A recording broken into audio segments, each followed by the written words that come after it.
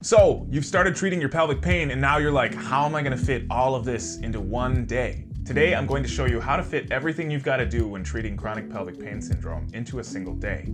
And that's without ruining your life, like if you have a family, a full-time job, and other responsibilities. My name's Ian Connell. It took me about a year to beat chronic pelvic pain syndrome. If you had all the right information, I am confident you could do it in 6 months or less. Today, I'm gonna show you everything I would do every day in one day to beat CPPS at the height of my worst symptoms.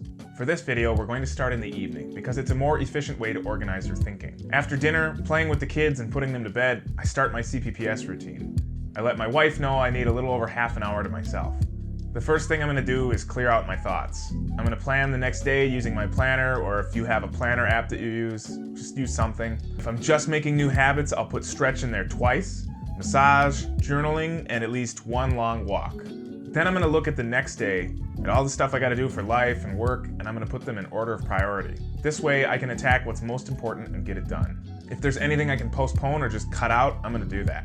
Planning won't take you more than 3 minutes. The next thing you're gonna do, journaling. I still do this every day. I write down what I got right, what I got wrong, and what I can learn from those two things. I use the same questions every time as prompts. Next, it's time for self-massage. I like to start with a roller on my back just to get the pops out and kind of loosen up. Then I'll move on to focused massage where I'll press on my individual knots and sit the knots in my butt on either a hard roller or a tennis ball. I spend about 45 seconds on each knot, then move on. After that, I'll meditate for 5 minutes. I'll sit quietly and practice either deep breathing or box breathing. As I do that, I focus on my breath or on counting and push my other thoughts away.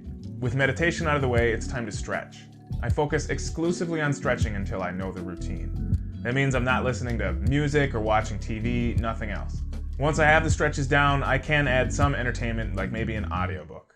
Now, once that's done, I'm finally free to catch up with my wife, to play video games, watch some TV, maybe take a walk. The big goal here is to give yourself a reward for all of your hard work during the day and make it feel like you got something for you. At bedtime, I follow a fairly strict routine because I used to be an insomniac. The big thing when going to bed and getting some sleep is two things. Don't go to bed angry, and don't care whether or not you sleep. That's this Zen secret that can fix insomnia. Now, when morning comes and I wake up, the first thing I do is an affirmation. For me, that's a prayer, and the focus of that prayer is letting go and trusting God. Now, if you're not a believer, you can still get a great result with affirmations. You just remind yourself you're not in control of anything outside of what's going on in here. The next thing is to drink water. Hydration helps you with everything. Metabolism, movement, even thinking. I like to chug about 16 ounces of water or more right away in the morning. After that, I personally would grab a cup of coffee. Caffeine can be a problem if you're overdoing it, but 1 cup is unlikely to affect your symptoms. Then I'm back to my stretching area. For me, that was the basement. I do my 10 basic stretches. I do each stretch for 10 deep breaths. And you can find my stretching routine in another one of my videos. After I'm done stretching, I might work out. When I was doing this at first, I gave up working out and I would go take a walk. That was the goal, was just to get blood flowing, take it easy, let things repair. Next, I'm off to work. At work, I review what I've written in my planner, which is organized by priority. I make sure to drink a lot of fluids. The other thing I do at work is take a lot of walks, a lot of little walks, bathroom breaks, walk around the office. If you can catch up with somebody through a walk, that's a great way to do it. And then I'll make a long walk a priority, usually after lunch. And sometimes I'll fit in a 10-minute rest too. Finally, when I'm on my way home, I resolve to let go of all that work stuff, all my problems on the way home.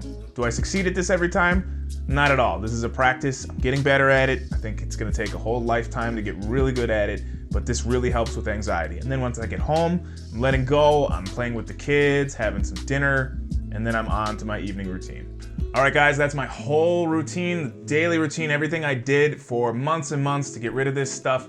I didn't have all the information in one place. You can just go to curecpps.com. I've got a checklist you can use. I now have an ebook in case you want to support me. So if you think this stuff is valuable, it's all available for free. You could get the ebook. I'll be coming out with an audiobook in a few weeks. It will go with the ebook, and that'll make life even easier to learn all this stuff, put it in one place. So in the comments, why don't you tell me what's hardest for you to work around? What in your life is toughest to make this into a routine?